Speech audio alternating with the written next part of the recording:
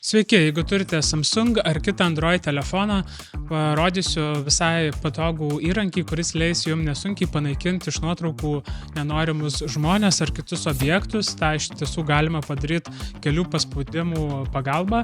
Jums tiesiog tai reikia eiti į savo nuotraukų galeriją, pasirinkti norimą nuotrauką ir apačioj, kur yra ir raidytė su žvaigždutėm, ant jos paspaust. Ir atsidarius pasirinkimam pasirinkti Object Erase, esančius fone žmonės ant jų paspaudus pasižymėti ir paspaust Erase ir jie bus visiškai panaikinti. Taip puikiai veikia ne tik su žmonėmis, tą galite ir pabandyti su didesniais objektais, tokiais kaip kad šiuo atveju esantis laivas fone.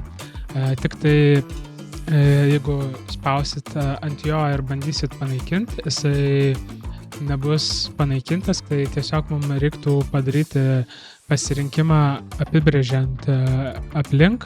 Tiesiog su pirštu galit gražiai apibrėžti aplink esantį laivą ir tada vėl paspausti Erase. Rekomenduoju pasibandyti ant savo nuotraukų ir tikrai, manau, nustebsite, kaip lengvai ir kaip nesudėtingai galima šiuo atveju panaikinti nenorimus objektus ar kitus žmones iš savo nuotraukų. Rekomenduoju taip pat mano YouTube kanale Lukas Marčiulaitis pažiūrėti daugiau video, kuriuose detaliau ir išsamiau pasakoju, kaip reiktų dirbti su Photoshop programa ir kaip galima būtų dar geriau redaguoti nuotraukas. Tai būtų tiek ir iki susitikimo kitam epizode. Iki.